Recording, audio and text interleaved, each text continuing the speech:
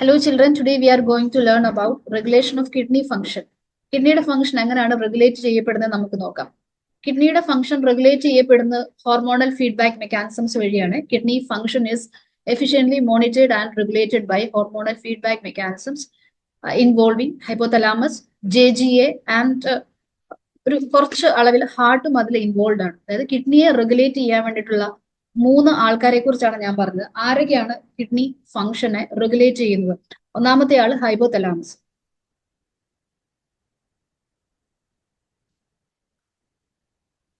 Hypothalamus brain ആണ് അല്ലെ. ഒന്നാമത്തെ ആള് ബ്രെയിൻ ആണെന്ന് പറയാം. രണ്ടാമത്തെ ആള് എന്തിനു വേണ്ടിയിട്ടാ? കിഡ്നിയുടെ ഫംഗ്ഷൻ റെഗുലേറ്റ് ചെയ്യാൻ വേണ്ടിയിട്ട് അല്ലെ. രണ്ടാമത്തെ ആള് JGA. നമ്മൾ നേരത്തെ കണ്ടായിരുന്നു അല്ലെ. ജക്സ്ട്രാ ഗ്ലോമറുലാർ സെൽസ് അല്ലെങ്കിൽ ജക്സ്ട്രാ ഗ്ലോമറുലാർ അപ്പാരറ്റസ്. മൂന്നാമത്തെ ആള് ഹാർട്ട് ആണ് കേട്ടോ. ഹാർട്ടും കിഡ്നി ഫംഗ്ഷനെ റെഗുലേറ്റ് ചെയ്യുന്നുണ്ട്.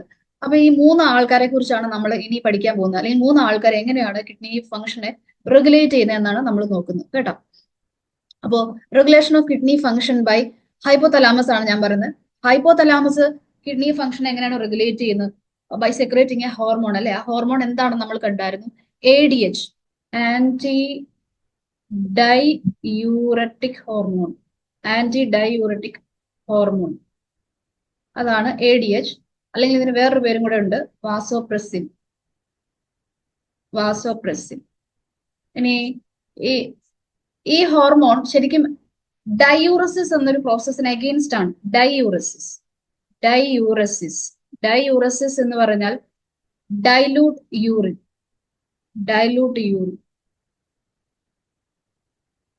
ഡൈലൂട്ട് യൂറിൻ ഫോം ചെയ്യുന്നതിന് അഗെയിൻസ്റ്റ് ആയിട്ടുള്ള ഹോർമോൺ ആയതുകൊണ്ടാണ് ഇതിനെ ആന്റി ഡൈയൂററ്റിക് ഹോർമോൺ എന്ന് പറയുന്നത്. അപ്പൊ ഡൈയൂറസിസ് എന്ന് പറഞ്ഞാൽ ഡൈലൂട്ട് യൂറിൻ. ആന്റി ഡൈയൂറസിസ് കൊണ്ട് എന്താണ് ഉദ്ദേശിക്കുന്നത്? Anti diuresis concentrated urine. It is concern with concentrated urine. Okay, spelling ശരിയല്ലേ? Diuresis and anti diuresis. Diuresis എന്ന് പറയുമ്പോൾ ഡൈലൂട്ടഡ് യൂറിൻ ഫോം ചെയ്യുന്നത് അല്ലെ. ആന്റി ഡൈയൂറസിസ് എന്ന് പറയുമ്പോൾ കോൺസെൻട്രേറ്റഡ് യൂറിൻ. അപ്പൊ കോൺസെൻട്രേറ്റഡ് യൂറിൻ ഫോർമേഷനിൽ ഇൻവോൾവ് ആയിട്ടുള്ള ഹോർമോൺ ആരാണ്? ADH ആണ് അല്ലെ. ADH or vasopressin. എങ്ങനെയാണ് നമ്മുടെ യൂറിൻ അത് കോൺസെൻട്രേറ്റഡ് ആക്കുന്നതെന്ന് കഴിഞ്ഞ ക്ലാസ്സുകളിലൊക്കെ ആയിട്ട് യൂറിൻ ഫോർമേഷനിലും കൗണ്ടർ കറന്റ് മെക്കാനിസത്തിലും നമ്മൾ കണ്ടതാണ് അല്ലെ. DCT നിന്നും കളക്ടിങ് ഡക്റ്റിൽ നിന്നും more and more water and sodium ions reabsorb ചെയ്യിപ്പിച്ചുകൊണ്ടാണ് നമ്മുടെ യൂറിൻ അത് കോൺസെൻട്രേറ്റഡ് ആക്കുന്നത്. ഓക്കെ, അപ്പോൾ അത് നമുക്ക് നോക്കാം. ADH എങ്ങനെയാണ് കിഡ്നി ഫംഗ്ഷനെ റെഗുലേറ്റ് ചെയ്യുന്നത്. നമ്മൾ കഴിഞ്ഞ ക്ലാസ്സിൽ കൗണ്ടർ കറന്റ് മെക്കാനിസത്തിലും അതിന് മുന്നേ ഒക്കെ ഇതിനെക്കുറിച്ച് പറഞ്ഞായിരുന്നു അല്ലെ. അപ്പൊ നമ്മുടെ ബോഡി ഫ്ലൂയിഡ് വോളിയം കുറവാണെന്ന് വിചാരിക്കുക. സപ്പോസ് ബ്ലഡ് വോളിയം കുറവാണ്, ബ്ലഡ് പ്രഷർ കുറവാണ്, അല്ലെങ്കിൽ അതിലുള്ള കോൺസെൻട്രേഷൻ കുറവാണെന്ന് വിചാരിക്കുക. അപ്പോൾ ഹൈപ്പോതലാമസിലുള്ള ഓസ്മോ റിസപ്റ്റേഴ്സ് ആക്റ്റീവ് ആകും. നമ്മുടെ ബോഡി ഫ്ലൂയിഡ് വോളിയം കുറയുക എന്ന് പറഞ്ഞാൽ അതിനർത്ഥം എന്താണ്? ആവശ്യത്തിന് വാട്ടർ ഇല്ല അല്ലെ. നമ്മൾ കുടിച്ച വെള്ളമൊക്കെ എക്സ്ട്രീറ്റ് ചെയ്ത് കളഞ്ഞു, അല്ലെങ്കിൽ നമ്മൾ ആവശ്യത്തിന് വെള്ളം കുടിക്കുന്നില്ല എന്ന് വിചാരിക്കുക. ഇനി നമുക്ക് വാട്ടർ ആവശ്യമാണ്. അപ്പൊ അപ്പോഴാണ് ഈ പറഞ്ഞ സംഗതിയൊക്കെ നടക്കുന്നത് കേട്ടോ.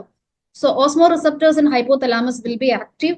ആൻഡ് ഈ ഹൈപ്പോതലാമസ് എന്ത് ചെയ്യും? ഹൈപ്പോതലാമസ് പിറ്റ്യൂട്ടറിക്ക് സിഗ്നൽ കൊടുക്കും to release a hormone, that is ADH, anti diuretic hormone or vasopressin. ഇനി പിറ്റ്യൂട്ടറിയുടെ ഏത് റീജിയൻ ആണ് ADHനെ സെക്രീറ്റ് ചെയ്യുന്നത്? It is neurohypophysis or posterior pituitary. പിറ്റ്യൂട്ടറിക്ക് ആന്റീരിയർ ലോബും ഉണ്ട്, പോസ്റ്റീരിയർ ലോബും ഉണ്ട്. പോസ്റ്റീരിയർ പിറ്റ്യൂട്ടറിയുടെ പ്രത്യേകത എന്താണ്? It only stores and releases the hormones synthesized in the hypothalamus. Actually ഹൈപ്പോതലാമസിൽ synthesised ആകുന്ന ഹോർമോൺസ് സ്റ്റോർ ചെയ്യുക, റിലീസ് ചെയ്യുക എന്നതാണ് ന്യൂറോ ഹൈപ്പോഫൈസിസ് അല്ലെങ്കിൽ പോസ്റ്റീരിയർ പിറ്റ്യൂട്ടറിയുടെ ഫംഗ്ഷൻ അല്ലെ. ഇപ്പൊ രണ്ട് ഹോർമോൺസ് അങ്ങനെയുണ്ട്, ഓക്സിറ്റോസിൻ ആൻഡ് വാസോപ്രസിൻ. ഇവര് ന്യൂറോ ഹൈപ്പോഫൈസിസിലാണ് സ്റ്റോർ ചെയ്യപ്പെടുന്നത്, റിലീസ് ചെയ്യപ്പെടുന്നത് അല്ലെ.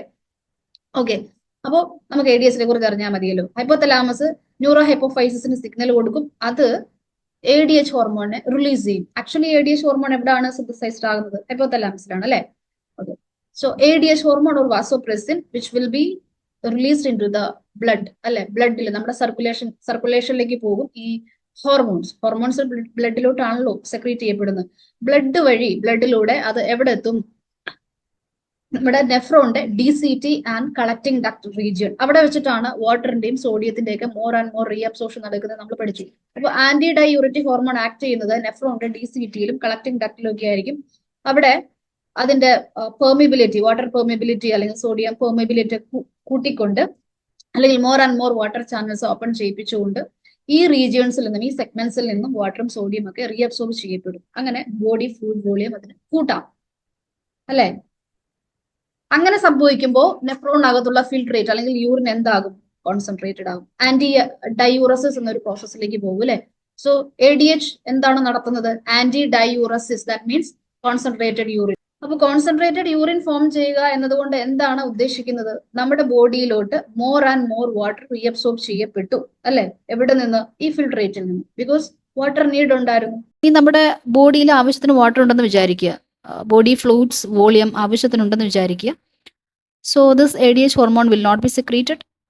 അപ്പോൾ DCTയിൽ നിന്നും കളക്ടിംഗ് ഡക്റ്റിൽ നിന്നുമുള്ള വാട്ടറിൻ്റെയും സോഡിയത്തിൻ്റെയൊക്കെ നല്ല രീതിയിലുള്ള അല്ലെങ്കിൽ കൂടുതലായിട്ടുള്ള റീഅബ്സോർഷനും നടക്കത്തില്ല, അല്ലേ? അങ്ങനെ ഒരു ഹോർമോണൽ ഫീഡ്ബാക്ക് മെക്കാനിസം നിങ്ങൾക്ക് ഇവിടെ കാണാൻ പറ്റും. ബ്ലഡ് വോളിയം അല്ലെങ്കിൽ ബോഡി ഫ്ലൂയിഡ്സ് വോളിയം കുറവാണെങ്കിൽ ADH ആക്ട് ചെയ്യും. കൂടുതലാണ് അല്ലെങ്കിൽ ആവശ്യത്തിനുണ്ടെങ്കിൽ ADHന്റെ ആവശ്യം ഇവിടെ വരുന്നില്ല, ADH will not be secreted. ഇങ്ങനെ ഒരു റെഗുലേഷൻ നിങ്ങൾക്ക് കാണാം, അല്ലേ? ഇനി ഈ ADHന് വേറൊരു ഫംഗ്ഷൻ കൂടിയുണ്ട്, ദാറ്റ് ഈസ് വാസോ കൺസ്ട്രിക്ഷൻ. ഇവിടെ നിങ്ങൾ രണ്ട് കാര്യങ്ങൾ മനസ്സിലാക്കണം. ഒന്ന് വാസോ ഡയലേഷൻ, അടുത്തത് വാസോ കൺസ്ട്രിക്ഷൻ. വാസോ ഡയലേഷൻ എന്ന് പറഞ്ഞാൽ നമ്മുടെ ബ്ലഡ് വെസലില്ലേ, നമ്മുടെ ബ്ലഡ് വെസൽ ഈസിയാണ്. നമ്മുടെ ബ്ലഡ് വെസൽ ഡയലേറ്റ് ചെയ്യുക, എക്സ്പാൻഡ് ചെയ്യുക എന്നാണ് വാസോ ഡയലേഷൻ കൊണ്ട് ഉദ്ദേശിക്കുന്നത്. This is vasodilation, dilate ചെയ്യുക. Vasodilation. വാസോ കൺസ്ട്രിക്ഷൻ എന്ന് പറഞ്ഞാൽ ബ്ലഡ് വെസൽ ചുരുങ്ങുക, ബ്ലഡ് വെസൽ ചുരുങ്ങുക. This is വാസോ constriction.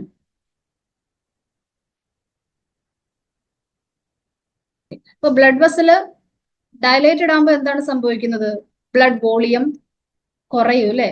ഇതിനകത്തുള്ള ബ്ലഡിന്റെ പ്രഷർ കുറയും, അങ്ങനല്ലേ ആ റീജിയൻ എക്സ്പാൻഡഡ് ആകുമ്പോൾ സംഭവിക്കുന്നത്.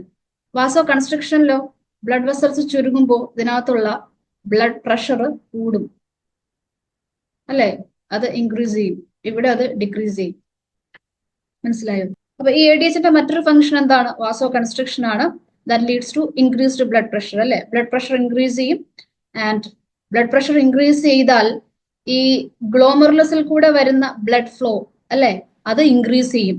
ഗ്ലോമറുലസിൽ കൂടെ വരുന്ന ബ്ലഡ് ഫ്ലോ, ഗ്ലോമറുലസ് എന്ന് പറയുമ്പോൾ ഈ ബ്ലഡ് കാപ്പിലറീസ് ഒക്കെ ആണല്ലോ, എഫറന്റ് ആർട്ടീരിയോളിൽ നിന്ന് ഫോം ചെയ്യുന്ന ബ്ലഡ് കാപ്പിലറീസ്, അല്ലെ? അപ്പൊ അതിലുള്ള ബ്ലഡ് ഫ്ലോ ഇൻക്രീസ് ചെയ്യും. അപ്പൊ അതിലൂടെയുള്ള ബ്ലഡ് ഫ്ലോ ഇൻക്രീസ് ചെയ്താൽ എന്ത് പറ്റും? GFR ഇൻക്രീസ് ചെയ്യും, ഗ്ലോമറുലാർ ഫിൽട്രേഷൻ റേറ്റ് ഇൻക്രീസ് ചെയ്യും, അല്ലെ? അപ്പോൾ GFR ഇൻക്രീസ് ചെയ്യിപ്പിക്കാനും ആര് സഹായിക്കുന്നുണ്ട്? ആന്റി ഡൈയൂററ്റിക് ഹോർമോൺ സഹായിക്കുന്നുണ്ട്. ADH leads to vasoconstriction, thereby increasing the blood pressure and increases the GFR.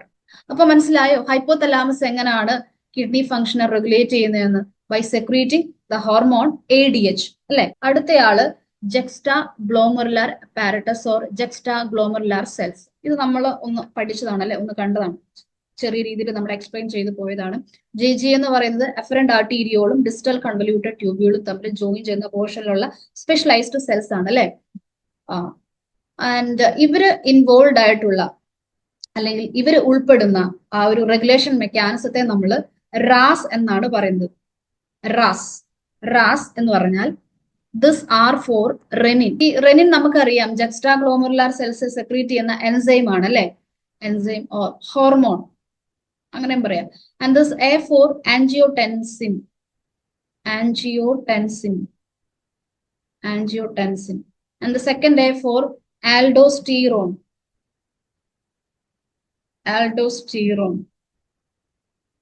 Renin, angiotensin, aldosterone system. കേട്ടോ? ചില റെഫറൻസ് ബുക്സിൽ റാ സിസ്റ്റം എന്നും കാണും. റാ സിസ്റ്റം. ഇതില് 3 ഹോർമോൺസ് ആണ് പാർട്ടിസിപ്പേറ്റ് ചെയ്യുന്നത്: റെനിൻ, ആൻജിയോടെൻസിൻ, ആൽഡോസ്റ്റിറോൺ. സോ ഇതിനെ നമ്മൾ റെനിൻ ആൻജിയോടെൻസിൻ ആൽഡോസ്റ്റിറോൺ മെക്കാനിസം അല്ലെങ്കിൽ റെനിൻ ആൻജിയോടെൻസിൻ ആൽഡോസ്റ്റിറോൺ സിസ്റ്റം എന്ന് പറയാറുണ്ട്. അല്ലെങ്കിൽ റെനിൻ ആൻജിയോടെൻസിൻ മെക്കാനിസം എന്ന് പറയാറുണ്ട്. നിങ്ങൾ ടെക്സ്റ്റ് ബുക്കിൽ റെനിൻ ആൻജിയോടെൻസിൻ മെക്കാനിസം എന്നാണ് കൊടുത്തേക്കുന്നത് കേട്ടോ. ശരിക്കും റെനിൻ ആൻജിയോടെൻസിൻ ആൽഡോസ്റ്റിറോൺ സിസ്റ്റം ആണ് to regulate the kidney function. അപ്പൊ നമുക്ക് ഈ റാസ് എന്താണെന്ന് നോക്കാം. ഈസിയാണ്, ഡയഗ്രാം മാത്രം ശ്രദ്ധിച്ചു നോക്കിയാൽ മതി. Reduction in blood pressure, that means reduction in blood volume. അങ്ങനെയാകുമ്പോൾ ഈ ജക്സ്ട്രാഗ്ലോമറുലാർ സെൽസ് ആക്റ്റീവ് ആകും. ജക്സ്ട്രാഗ്ലോമറുലാർ അപ്പാരറ്റസ് അല്ലെ, എവിടെയാണ് ലൊക്കേറ്റ് ചെയ്തിട്ടുള്ളത്? എഫറന്റ് ആർട്ടീരിയോളും ഡിസിറ്റിയും തമ്മിൽ ജോയിൻ ചെയ്യുന്ന പോർഷനിൽ. ഇനി ജക്സ്ട്രാഗ്ലോമറുലാർ സെൽസ് ആക്റ്റീവ് ആയാൽ അവരെന്ത് സെക്രീറ്റ് ചെയ്യും? റെനിൻ സെക്രീറ്റ് ചെയ്യും. ഈ റെനിൻ എന്ത് ചെയ്യും? റെനിൻ ആൻജിയോടെൻസിനോജൻ എന്ന് പറഞ്ഞ ഒരു ഹോർമോണിനെ, പ്രോ ഹോർമോൺ ആണ്, അത് ആക്റ്റീവ് അല്ല. പ്രോ ഹോർമോൺ അല്ലെങ്കിൽ പ്രോ എൻസൈം എന്ന് പറയാം. ആക്റ്റീവ് ആയിട്ടുള്ള ഒരു എൻസൈം അല്ല. ഈ ആൻജിയോടെൻസിനോജനെ സെക്രീറ്റ് ചെയ്യുന്ന ലിവർ ആണ്. Liver secretes angiotensinogen that will be secreted into the blood. അപ്പോൾ ഈ ബ്ലഡിലുള്ള ആൻജിയോടെൻസിനോജനെ ആക്റ്റീവ് ആയിട്ടുള്ള ഹോർമോൺ ആക്കി മാറ്റുക എന്നതാണ് റെനിന്റെ ഫംഗ്ഷൻ. റെനിൻ എന്ത് ചെയ്യും? ഈ ആൻജിയോടെൻസിനോജനെ ആൻജിയോടെൻസിൻ ആയിട്ട് കൺവേർട്ട് ചെയ്യും. ആൻജിയോടെൻസിൻ 1 ആയിട്ട് ആദ്യം കൺവേർട്ട് ചെയ്യും. ഈ ആൻജിയോടെൻസിൻ 1നെ ഒരു എൻസൈം ഉണ്ട്, ആൻജിയോടെൻസിൻ കൺവേർട്ടിംഗ് എൻസൈം എന്ന് പറയും അതിനെ. ACE എന്ന് പറഞ്ഞാൽ ആൻജിയോടെൻസിൻ കൺവേർട്ടിംഗ് എൻസൈം, അതാണ് ACE കേട്ടോ. അത് സെക്രീറ്റ് ചെയ്യുന്നത് ലങ്സ് ആണ്. ACE or angiotensin converting enzyme. അപ്പോൾ ഈ എൻസൈം ആൻജിയോടെൻസിൻ 1നെ ആൻജിയോടെൻസിൻ 2 ആക്കി മാറ്റുന്നു. ഓക്കെ, ആൻജിയോടെൻസിൻ 2 എന്ന് പറയുന്നത് ആക്റ്റീവ് ആയിട്ടുള്ള ഒരു ഹോർമോൺ ആണ്, ആക്റ്റീവ് എൻസൈം ആണ്. And it has 2 effects. Angiotensin 2 blood വെസലിൽ ആക്ട് ചെയ്യും. എങ്ങനെയാണെന്ന് വെച്ചാൽ that leads to vaso construction of arterioles or blood vessels. അപ്പോൾ ബ്ലഡ് വെസൽസ് കൺസ്ട്രക്റ്റഡ് ആയാൽ ബ്ലഡ് പ്രഷർ ഇൻക്രീസ് ചെയ്യും, so that blood volume also increases. അത് നമുക്കറിയാം അല്ലെ. At the same time it acts on adrenal gland. നമ്മുടെ കിഡ്നിയുടെ തൊട്ട് മുകളിലിരിക്കുന്ന ഗ്ലാൻഡ് ആണ് അഡ്രിനൽ ഗ്ലാൻഡ് അല്ലെ. അഡ്രിനൽ ഗ്ലാൻഡിൽ ഇത് ആക്ട് ചെയ്യുമ്പോൾ അതിൽ നിന്നും ഒരു ഹോർമോൺ സെക്രീറ്റ് ചെയ്യും, ദാറ്റ് ഈസ് ആൽഡോസ്റ്റിറോൺ. ഇതിനും ADHന്റെ പോലെ തന്നെ സെയിം റോൾ ആണുള്ളത് കേട്ടോ. ഇതെന്താണ് ചെയ്യുന്നത്? ആൽഡോസ്റ്റിറോൺ കിഡ്നിയിൽ നിന്നും വാട്ടറിന്റെയും സോഡിയത്തിന്റെയൊക്കെ റീഅബ്സോർപ്ഷൻ എൻഹാൻസ് ചെയ്യിപ്പിക്കും. In kidney there will be increased sodium and water reabsorption and increased secretion of K+ and H+ into urine. അപ്പോൾ കിഡ്നിയിൽ നിന്നും more and more water or sodium ions reabsorb ചെയ്യിപ്പിക്കും അല്ലെ. അങ്ങനെയാകുമ്പോൾ ബ്ലഡ് വോളിയം ഇൻക്രീസ് ചെയ്യും. അപ്പോൾ juxtaglomerular cells എങ്ങനെയാണ് kidney ഫംഗ്ഷനെ റെഗുലേറ്റ് ചെയ്യുന്നതെന്നാണ് നമ്മൾ ഇപ്പോൾ കണ്ടത്. ബ്ലഡ് പ്രഷർ റെഡ്യൂസ് ചെയ്യുക അല്ലെങ്കിൽ ബ്ലഡ് വോളിയം റെഡ്യൂസ് ചെയ്യുക എന്നൊരു കണ്ടീഷനിൽ ഇവർ ആക്റ്റീവ് ആകും. ഇവർ റെനിൻ എന്ന് പറയുന്ന ഒരു എൻസൈം സെക്രീറ്റ് ചെയ്യും. അത് ലിവർ റിലീസ് ചെയ്യുന്ന ആൻജിയോടെൻസിനോജൻ അല്ലെ, ലിവർ ബ്ലഡിലോട്ട് റിലീസ് ചെയ്യുന്ന ആൻജിയോടെൻസിനോജൻ എന്ന ഹോർമോണിനെ അല്ലെങ്കിൽ എൻസൈമിനെ ആൻജിയോടെൻസിൻ 1 ആയി കൺവേർട്ട് ചെയ്യും. ആൻജിയോടെൻസിൻ 1 വീണ്ടും ആൻജിയോടെൻസിൻ 2 ആയിട്ട് കൺവേർട്ട് ചെയ്യപ്പെടും by angiotensin converting enzyme or ACE secreted from the lungs. Angiotensin 2 has 2 effects. ഒന്ന് ബ്ലഡ് വെസൽസിലാണ്. ബ്ലഡ് വെസൽസിൽ അത് വാസോ കൺസ്ട്രക്ഷന് കാരണമാകും. So blood pressure increases and blood volume also increases. ഇനി മറ്റൊരു എഫക്ട് അഡ്രിനൽ ഗ്ലാൻഡിലാണ്. അഡ്രിനൽ ഗ്ലാൻഡിൽ ആൻജിയോടെൻസിൻ 2 വന്ന് act ചെയ്യും, aldosterone എന്ന hormone secrete ചെയ്യപ്പെടുകയും ചെയ്യും. ഇത് കിഡ്നിയിൽ നിന്നും മോർ ആൻഡ് മോർ വാട്ടറും സോഡിയം ഒക്കെ റീഅബ്സോർബ് ചെയ്യിപ്പിക്കും അല്ലെ. ആൻഡ് ബ്ലഡ് വോളിയം ഇൻക്രീസ് ചെയ്യും. അപ്പൊ ഈ ഹോൾ മെക്കാനിസത്തെ പറയുന്ന പേരാണ് renin angiotensin aldosterone system or RAAS. അടുത്ത് regulation of kidney function by heart. Heart എങ്ങനെയാണ് നമ്മുടെ കിഡ്നി ഫംഗ്ഷനെ റെഗുലേറ്റ് ചെയ്യുന്നത് നമുക്ക് നോക്കാം. അത് ഒരു പെപ്റ്റൈഡ് ഹോർമോണിനെ സെക്രീറ്റ് ചെയ്തുകൊണ്ടാണ്. That is ANF or atrial natriuretic factor. നാക്ക് പഠിച്ചിട്ട് പറഞ്ഞോട്ടോ. Atrial natriuretic factor or ANF secrete ചെയ്യുന്നത് ഹാർട്ടിന്റെ ഓറിക്കിൾസ് ആണ്. ഏട്രിയം അല്ലെ, ഏട്രിയം എന്ന് പറയുമ്പോൾ ഓറിക്കിൾസ് ആണ്. ഓക്കെ, ഒരു പെപ്റ്റൈഡ് ഹോർമോൺ ആണ് ഇത് കേട്ടോ, പെപ്റ്റൈഡ് ഹോർമോൺ. അപ്പൊ ഇത് ഹാർട്ട്, ഏട്രിയത്തിലേക്കുള്ള ബ്ലഡ് ഫ്ലോ ഇൻക്രീസ് ചെയ്യുന്നു വിചാരിക്കുക. ചുരുക്കത്തില് നമ്മുടെ ബ്ലഡ് പ്രഷർ ഇൻക്രീസ് ചെയ്യുന്നു അല്ലെങ്കിൽ ബ്ലഡ് വോളിയം ഇൻക്രീസ് ചെയ്യുന്നു വിചാരിക്കുക. അങ്ങനെ ഇൻക്രീസ് ചെയ്യുമ്പോൾ ഏട്രിയത്തിൽ നിന്നും ഈ പെപ്റ്റൈഡ് ഹോർമോൺ റിലീസ് ചെയ്യപ്പെടും. ഏട്രിയൽ നാട്രി യൂററ്റിക് ഫാക്ടർ അല്ലെ, അത് റിലീസ് ചെയ്യപ്പെടും. അത് വാസോ ഡയലേഷന് കാരണമാകും. എന്താണ് വാസോ ഡയലേഷൻ എന്ന് പറഞ്ഞാൽ? ബ്ലഡ് വെസൽസ് ഡയലേറ്റഡ് ആവും അല്ലെ. ബ്ലഡ് വെസൽസ് ഡയലേറ്റഡ് ആയാൽ എന്ത് സംഭവിക്കും? നോർമലി ബ്ലഡ് പ്രഷർ ഡിക്രീസ് ചെയ്യും, ബ്ലഡ് വോളിയം ഓൾസോ ഡിക്രീസ് ചെയ്യും അല്ലെ. അപ്പോൾ നമുക്ക് പറയാം ANF mechanism act as a check on the RAAS. റാസിൽ നമ്മൾ എന്താ കണ്ടത്? ഫ്ലൂയിഡ് വോളിയം കുറവാണെങ്കിൽ അത് കൂട്ടുന്നു അല്ലെ, ബ്ലഡ് വോളിയം കുറഞ്ഞപ്പോൾ അത് കൂട്ടുന്നു. ഈ ADHന്റെ കാര്യത്തിൽ അങ്ങനെയല്ലേ നമ്മൾ കണ്ടത്. ഇവിടെ പക്ഷെ എങ്ങനെയാണ്? ബ്ലഡ് വോളിയം കൂടുതലാണെങ്കിൽ അത് കുറയ്ക്കുന്നു. അതാണ് ഏട്രിയൽ നാട്രി യൂറിറ്റിക് ഫാക്ടർ ചെയ്യുന്നത് അല്ലെ. വാസോ ഡയലേഷൻ, മറ്റിടത്ത് വാസോ കൺസ്ട്രക്ഷൻ ആയിരുന്നു. ആര്? റാസില് വാസോ കൺസ്ട്രക്ഷൻ ഉണ്ടാകുന്നുണ്ട് അല്ലെ. അതുപോലെ ADHന്റെ കേസിലും വാസോ കൺസ്ട്രക്ഷൻ നമ്മൾ കണ്ടായിരുന്നു. അതിന് ഓപ്പോസിറ്റ് ആണ് ഇവിടെ നടക്കുന്നത്. That is vasodilation. That means കൂടിയത് കുറയ്ക്കുന്നു. ഓക്കെ, ഇങ്ങനെ 3 രീതിയിലാണ് കിഡ്നിയുടെ റെഗുലേഷൻ നിങ്ങൾ ടെക്സ്റ്റ് ബുക്കിൽ പറഞ്ഞേക്കുന്നത്. ഒന്ന് ഹൈപ്പോതലാമസ് ഇൻവോൾവ് ആയിട്ടുള്ള റെഗുലേഷൻ, രണ്ടാമത്തത് ജക്സ്റ്റാ ഗ്ലോമറുലാർ അപ്പാരറ്റസ് ഇൻവോൾവ് ആയിട്ടുള്ള റെഗുലേഷൻ, അതിന് നമ്മൾ റെനിൻ ആൻജിയോടെൻസിൻ ആൾഡോസ്റ്റിറോൺ സിസ്റ്റം എന്ന് വിളിക്കും. മൂന്നാമത്തത് ഹാർട്ട് ഇൻവോൾവ് ചെയ്യുന്നത് അല്ലെ, അത് ANF മെക്കാനിസം. ഇങ്ങനെ 3 രീതിയിൽ. അപ്പോ ഇത് നിങ്ങൾക്ക് മനസ്സിലായെന്ന് വിചാരിക്കുന്നു. അടുത്ത ക്ലാസ്സിൽ നമുക്ക് ബാക്കി കാര്യങ്ങൾ പഠിക്കാം.